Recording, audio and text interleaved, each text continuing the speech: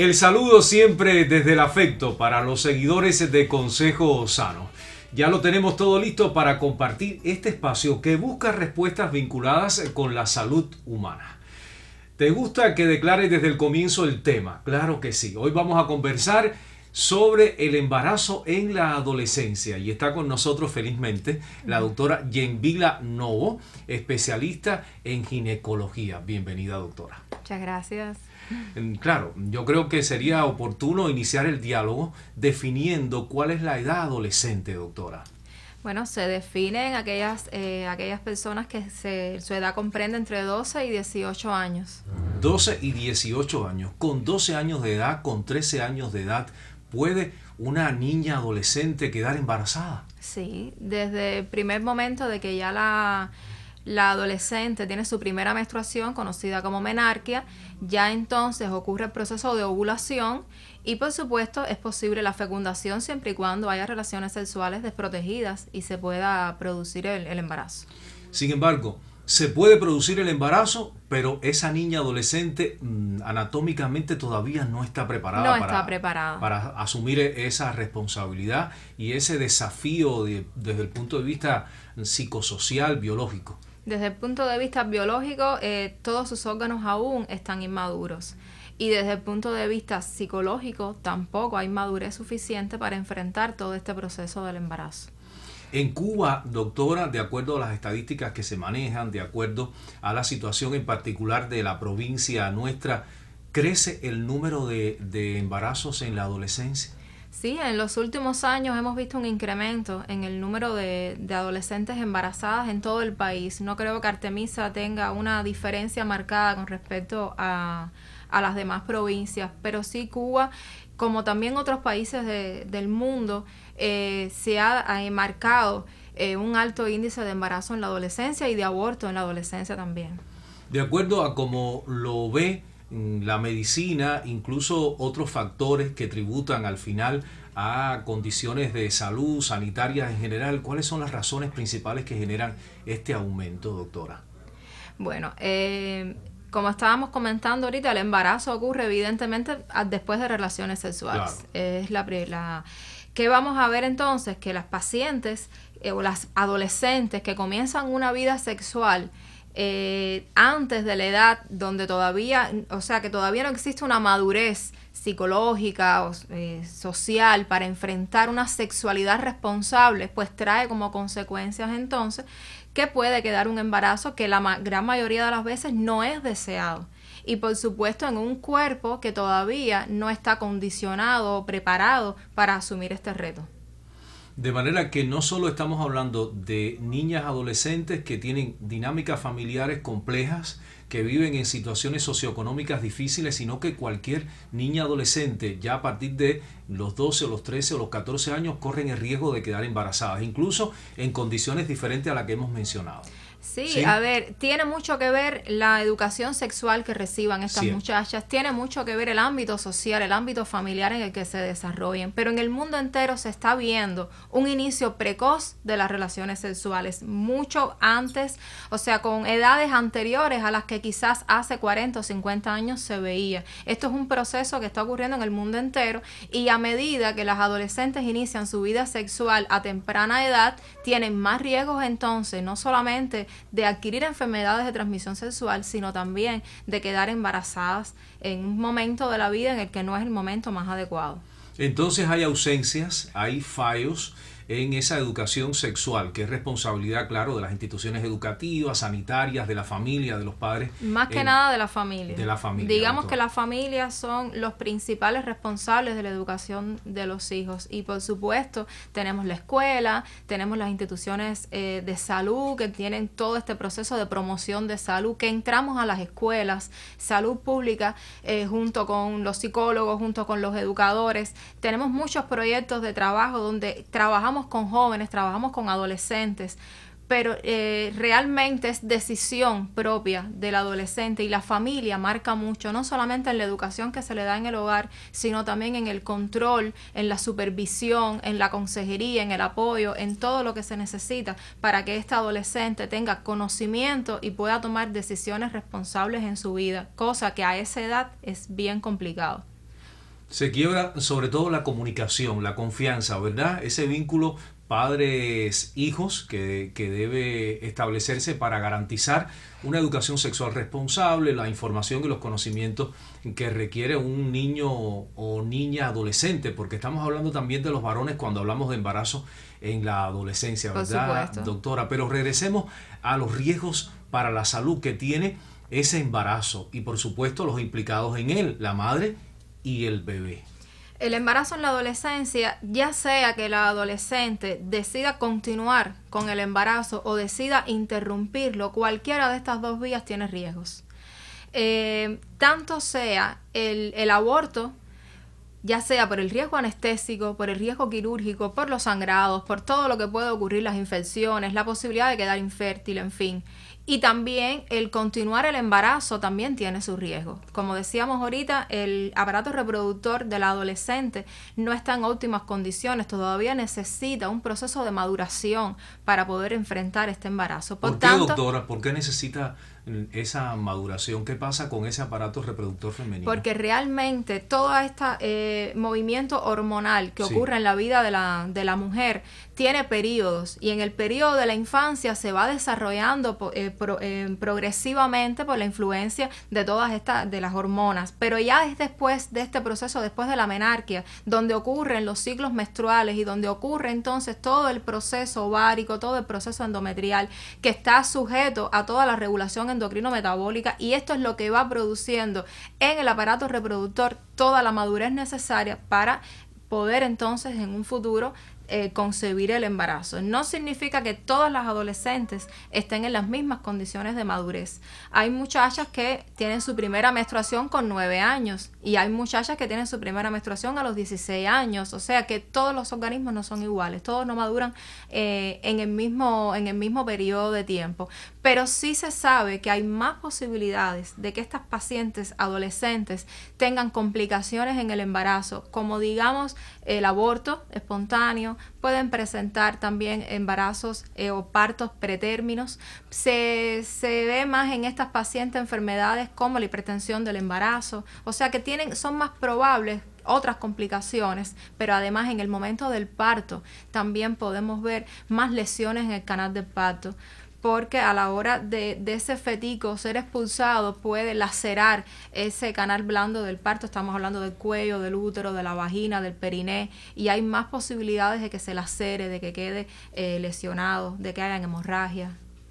Estamos solo en el momento en que exploramos esos riesgos, ¿verdad? Esas situaciones que se pueden presentar y que ponen en peligro la vida del bebé y de la futura madre cuando se trata de un embarazo en la adolescencia. Hacemos el corte, doctora Yenvila, y de inmediato regresamos, conversamos con la doctora Yenvila Novo en Consejo Sano sobre el embarazo en la adolescencia.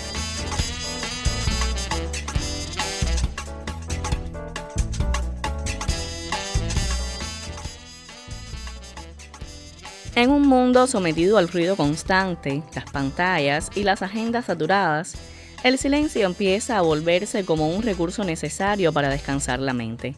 Así surgen las tendencias como silent walking o caminar en silencio, que consiste en hacer una caminata sin distracciones. Permítete desconectar de estímulos externos, como el móvil o cualquier artefacto tecnológico. Tiene efectos que no pasan inadvertidos. Tu cerebro, al no estar distraído, tiene espacio para procesar mejor tus pensamientos, descansar del exceso de información y favorecer la introspección. Las caminatas silenciosas son una forma de ejercicio aeróbico ideal para fortalecer el sistema cardiovascular.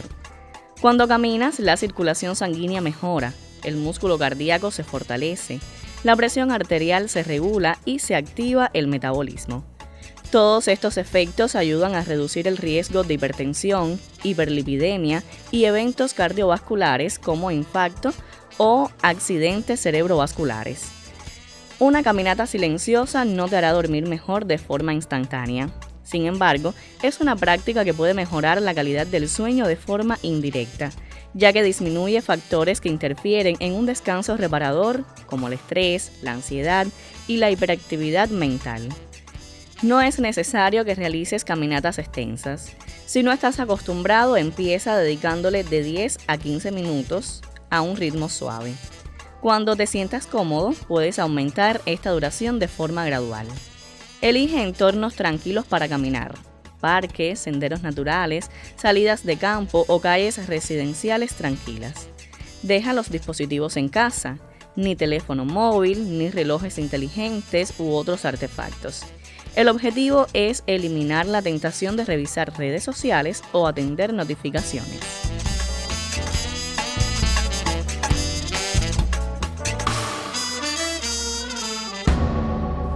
Y es momento de regresar. Felizmente se mantiene con nosotros la doctora Yenvila. Hablamos de la madurez, de esa necesaria para asumir el riesgo o digamos el desafío de un embarazo. ¿Esa madurez llega a los 17, 18 años de edad, doctora? Bueno, después que la paciente tiene su primera menstruación, se habla de que hay un periodo alrededor de 5 años en el que todo este eje hormonal comienza realmente a tomar un cierto grado de madurez. La madurez estructural propiamente del útero, que es el que va a concebir y el que va a tener en su interior este embarazo, no hay una fecha exacta, no hay una garantía exacta de cuál es el momento óptimo. ¿Qué sucede? Que no es solamente la madurez biológica y todos los riesgos biológicos que puede traer un embarazo en la adolescencia, porque hemos sabido y hemos conocido de adolescentes que tienen 17 años, están más pegadas a la adultez que a la infancia, y sin embargo aparecen complicaciones. Y hemos visto pacientes con mucha menos edad y sin embargo han pasado su embarazo normal, porque esto no es una norma, no es algo tan exacto. Ahora, sí hay algo en común, que esto va aparejado al desarrollo social que tiene la paciente. Hay muchachas que tienen sueños, aspiraciones profesionales. Otras quizás no tengan aspiraciones profesionales, pero tienen otro tipo de sueños, y siempre llegar a un embarazo que evidentemente en la mayoría de los casos no está planificado, en un momento en el que no es el oportuno, donde las parejas generalmente son inestables, donde quizás la paternidad en estos momentos es como que un poco, muchas veces no existe o no está, o no tengo la responsabilidad que debería tener. Entonces todo esto trae consigo un golpe psicológico, un nivel de rechazo, un nivel de poner en pausa o interrumpir toda una serie de sueños y de aspiraciones que tiene la muchacha. Y comienzan entonces a haber choques emocionales, comienzan a existir trastornos entonces ya psicológicos que pueden contrarrestar después con la alegría de tener un hijo, y que se ve después al cabo del tiempo como entonces esta muchacha ya no puede continuar con todos los sueños que ella tenía, como entonces muchas veces se queda sola como madre soltera, porque la mayoría de las veces el papá también es un adolescente y también tiene sus propias aspiraciones, sus propios sueños, y bueno, esto choca en la relación. Sí, evidentemente hay una ruptura de esa evolución en el desarrollo psicobiológico social que debe tener una niña adolescente. Continuar con el embarazo es también una opción difícil que tiene que tomar esta muchacha, porque como decíamos, la vida de una mujer después que es madre cambia. Es un proceso maravilloso, es un proceso lindo, pero es un proceso donde ya tú empiezas a vivir cosas nuevas por otras personas y ya quizás tu vida se pone un poquitico más en pausa para llevar la vida de otros. Es decir, que se pierde la libertad de, digamos, la juventud y se asume la responsabilidad de ser madre. Es que todo en la vida tiene su tiempo y claro, su momento, porque el proceso de adolescencia es el momento de la vida donde los jóvenes están preparados para estudiar, para superarse, para crearse un futuro después. Y cuando se pone en pausa este proceso, hay que entonces llevar una vida distinta, que no es la que se soñó, y esto trae frustraciones y esto trae trastornos en los adolescentes. Al menos nos queda claro que la doctora Yenvila defiende la idea de continuar con el embarazo, aun cuando sea en este periodo de la vida, en la adolescencia. Doctora, pero queda claro también de que no es lo más sensato dejar a la adolescente, incluso a su pareja, que puede ser también adolescente, solos en la decisión. de qué camino seguir, cuál es para esa pareja, para la familia, para el futuro de ellos lo más adecuado, ¿verdad? Hoy se habla mucho de que la pareja, en este caso sobre todo la mujer, que es la que tiene que enfrentar la mayor parte de las consecuencias, tome la decisión. Pero, por supuesto, los padres son importantes para poder aconsejar, para poder apoyar y para poder estar al lado de esta muchacha ante cualquier circunstancia. Creo que todos los padres tienen la obligación del apoyo y de estar al tanto del consejo que se le puede dar a esta adolescente basándose en el bienestar futuro de ella. Hacemos un nuevo corte, doctora. Ya cerramos el segundo segmento del programa. En breve regresamos. Nuestro público que no se impaciente, porque en minutos estamos aquí, incluso en menos tiempo, para seguir el diálogo con la doctora Jen Vila.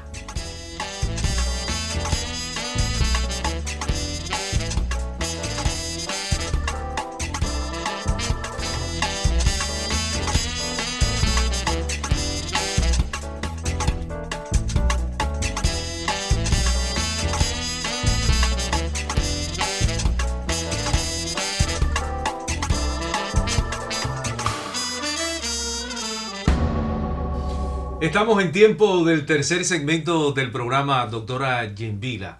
La decisión de la familia, particularmente de la niña adolescente niña, podríamos decirlo de esa manera, es continuar con el embarazo. Lleva un seguimiento diferente una joven adolescente embarazada que una embarazada adulta. Bueno, ya por ser adolescente se clasifica de alto riesgo. Y si tiene alguna otra patología asociada, como es en algunos casos, porque tenemos muchachas que a esta edad ya tienen una diabetes tipo 1, algunas vienen con otro tipo de enfermedades y esto empeora un poco el pronóstico. Y como son pacientes de alto riesgo, sí tienen su planificación de consultas prenatales más frecuentes, más seriados, se le hacen sus complementarios, pero de modo general no hay otra conducta distinta que no sea el seguimiento oportuno en todos los casos, en todas las consultas de estas pacientes, siempre descartando o tratando de buscar un diagnóstico precoz de todas las complicaciones que pudieran aparecer durante el embarazo. Si es necesario, sobre todo las que viven en lugares alejados de la ciudad, se le hace su ingreso precoz en el hogar materno y ya cuando están a término en el hospital, y se le va dando seguimiento al crecimiento del bebé, para tener en cuenta en caso de que exista cualquier tipo de disarmonía en el crecimiento fetal, pues poderlo entonces diagnosticar a tiempo, que es lo único que se puede hacer en estos casos. Por supuesto, estar al tanto de su alimentación, de los niveles de hemoglobina y hacer todo lo posible porque ese embarazo fluya de la mejor manera posible. También con el apoyo psicológico que reciben en las consultas multidisciplinarias, se valoran con nutriólogos, se valoran con todos los especialistas expertos para ayudar a esta madre a avanzar por todo este proceso del embarazo. Hablemos algunos minutos acerca de la salud del bebé, porque yo he escuchado con cierta frecuencia bajo peso al nacer, ¿verdad? Alguna situación con la bolsa donde el niño debía estar, el líquido que necesita para garantizar esa evolución durante el embarazo. ¿Sucede con cierta regularidad eso en adolescentes embarazadas? Sí, el embarazo en la adolescencia está más relacionado al bajo peso al nacer y a la restricción del crecimiento intrauterino. ¿Es cierto eso? Que tienen que ver directamente con el desarrollo fetal. Por eso es que te decía que es importante, ya una vez que estas pacientes salen embarazadas, hacerle la captación lo más pronto posible. ¿Qué es frecuente en el embarazo en la adolescencia? Primeramente, que la adolescente quizás detecta tardíamente el embarazo, porque no conoce, no sabe. Hay veces, como es frecuente a esta edad los trastornos menstruales, la paciente no ve la menstruación y no sospecha que está embarazada. Lo asocia a un trastorno menstrual porque es muy frecuente que en esta edad las pacientes no vean la menstruación todos los meses, que tengan algún desajuste. Y en otros casos la paciente sospecha el embarazo, pero quizás no tenga la mejor comunicación o las mejores, la confianza necesaria con su mamá o con la persona, con su tutor en este caso, y quizás se le haga un poco difícil confirmar el diagnóstico del embarazo o asume que está embarazada y lo mantiene oculto. Y esto sí es peligroso, porque al estar un embarazo oculto no se logra entonces poder en primer lugar darle toda la orientación que necesita, todo el apoyo que necesita. No se le puede dar el apoyo desde el punto de vista nutricional, el reajuste dietético que lleva la paciente, la psicoprofilaxis que lleva la paciente para entonces enfrentar el proceso del embarazo. Por tanto, el embarazo en la adolescencia se ve también muy frecuentemente con diagnósticos tardíos, con captaciones tardías, donde entonces todo este diagnóstico preliminar que se hace desde el punto de vista genético se nos escapan los primeros marcadores genéticos, donde quizás la paciente tiene una condición que puede cambiar y que no se cambia al no saber que está embarazada. Digamos, las infecciones del tracto reproductor, en este caso puede tener una cervicitis, puede tener una vaginitis. Y entonces al no ponerle el tratamiento adecuado desde el momento exacto que se diagnostica, que sale embarazada la paciente, ya esto pone en riesgo el embarazo y la salud de la paciente también. Sí, porque evidentemente antes de ese embarazo hubo eventos sexuales, de relaciones sexuales que pueden generar alguna que otra complicación que no es diagnosticada hasta el momento en que se descubre el embarazo, que puede ser, digamos, a los 4 meses. Por supuesto. ¿Verdad? Porque si salió embarazada claro, de esta manera, evidentemente tuvo relaciones sexuales desprotegidas y como mismo ocurrió el embarazo, pudo haber adquirido alguna enfermedad de transmisión sexual. Pero quizás también es un adolescente que sus periodos menstruales son de abundancia. Y quizás es un adolescente que está pasando por un proceso de anemia y entonces al no corregir las cifras de hemoglobina desde un inicio del embarazo, pues entonces también es más difícil corregirlo en momentos donde ya el gasto de hierro y todas estas cosas en el embarazo se hace más fuerte y es más difícil entonces corregir la hemoglobina. Después del parto, doctora, incluso en el momento del parto, ¿hay algún seguimiento protocolar que sigue la ginecología o los especialistas que atienden el parto para las adolescentes en particular? Realmente se siguen los mismos protocolos, sí, sabiendo siempre que, como te decía, son más propensas a las laceraciones, en fin, pero bueno, esto no es una ley. ¿Qué sucede? Que con estas pacientes, como con todas las pacientes, se hace todo lo posible por lograr un parto fisiológico, evitando, por supuesto, la cirugía, la cesárea, que tienen mayores riesgos y mayores posibilidades de complicaciones. Se potencia el parto natural. Es lo más eficiente. Tratar de que esta muchacha alcance su parto natural, respetando todos los periodos del parto, evitando las manipulaciones, para evitar entonces las laceraciones y evitar las infecciones. Pero por lo demás, tiene todas las posibilidades de tener un parto natural como cualquier otra paciente. ¿Y qué ocurre con esa joven adolescente después que nace el bebé? ¿Está en la madurez suficiente, por ejemplo, para asumir la lactancia materna? Sí, la lactancia materna es un proceso fisiológico, sí, que siempre y cuando la paciente se pegue al bebito al pecho, todo ese fluido de leche va a suceder igual que en cualquier mujer adulta. De hecho, el organismo se prepara, tiene todos estos 9 meses de embarazo preparándose para el momento del parto. Y también la mujer, a pesar de su corta edad, tiene todo este tiempo para prepararse, incluso para esperar a su bebé, y se le enseña, se le ayuda. Tenemos las consultas de psicoprofilaxis para el parto, donde se preparan a las pacientes para el momento del parto, pero para el seguimiento después de ese bebito, para enseñarlos a cómo cargarlo, cómo amamantarlo, cómo tratar los primeros días del niño, toda su alimentación, la lactación, en fin. Doctora, nos quedan solo unos segundos de programa. Pensando en las causas, ¿verdad? Pensando en las razones que usted ha expuesto aquí, que ponen en riesgo la salud, digamos, biológica, la salud incluso social de futuro de esa madre. ¿Cuáles serían las recomendaciones profilácticas que usted nos dejaría al final del programa? Yo quisiera hacerle un llamado a la familia. Sí. Porque no es un problema de Cuba, no es un problema de Artemisa, es un problema que está sucediendo en el mundo entero. Cada día nuestros niños se convierten en adultos más rápido. Lo que están escuchando, lo que están viendo en las redes, en todo lo que se está promoviendo, la música que están consumiendo, la literatura que están consumiendo, todo esto los está llevando por un camino de la sexualidad precoz.